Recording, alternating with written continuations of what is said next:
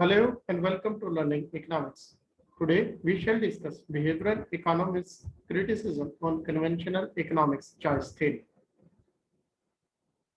Dear listeners, conventional economics believes that human beings are fully rational.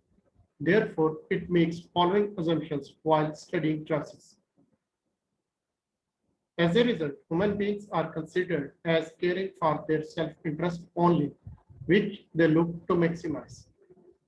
Since the last two assumptions are for mathematical operations, so we focus on first rule and see how these are violated, not sometimes, but most of the times in real life.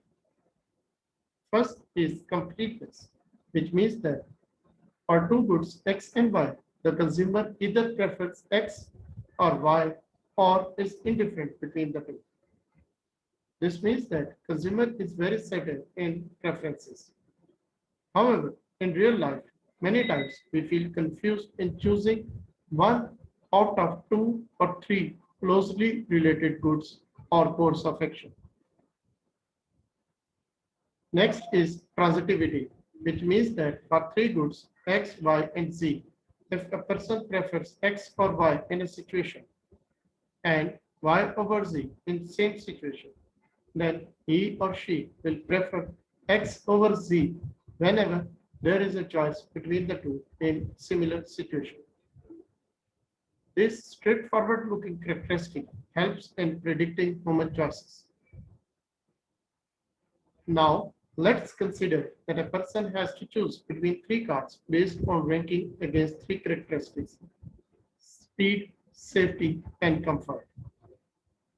Defined rule is that the car is strictly preferred to another if and only if it is better than other in at least two dimensions.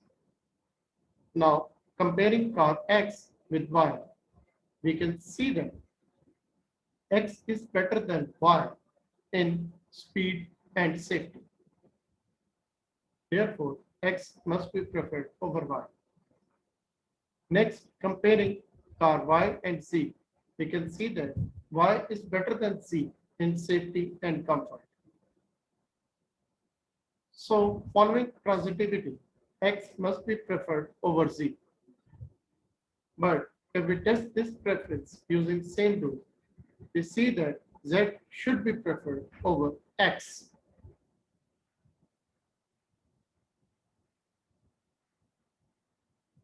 This is not a rare case of violation of transitivity.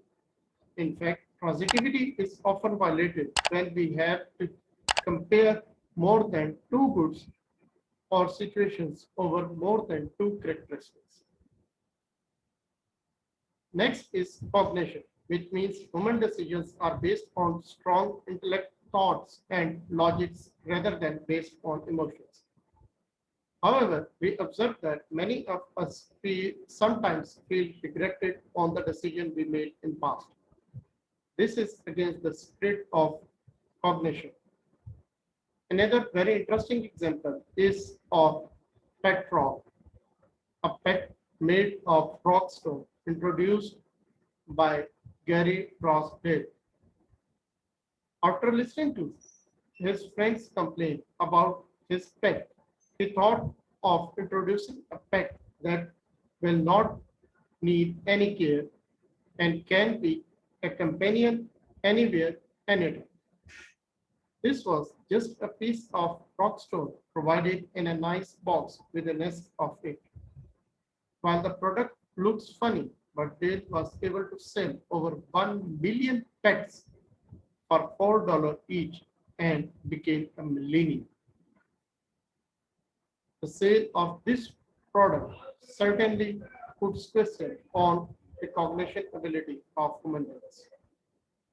Even nowadays, we can also look so many advertisement campaigns that try to connect products with customers emotionally. All this is against the assumption of cognition. Lastly, the conventional economics choice theory believes that human beings are bestowed with supernatural computational ability and thus can compute complex calculations in the matter of seconds. One simple example of this application is the rule of buying a product, the cost benefit principle. Economists assume that while purchasing a product, consumer compares its cost with expected benefits. If the product is durable one, like for example, car, then present value of its benefit is calculated by using a formula like this. And for simplicity, it is assumed that benefits and interest will be constant. Or if we allow the interest rates and value of benefits to vary, then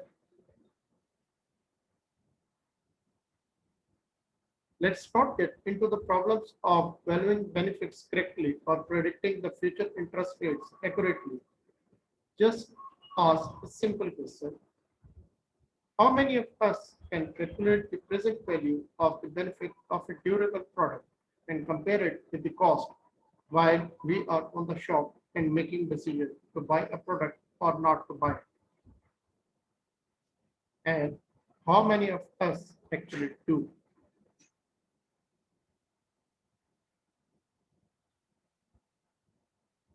Almost none of us can make these calculations standing on the payment counter of a shop. We simply make an idea which may lead to a good or bad outcome later. Now, what behavioral economics offers an alternate will be covered in next lecture. Thank you and goodbye.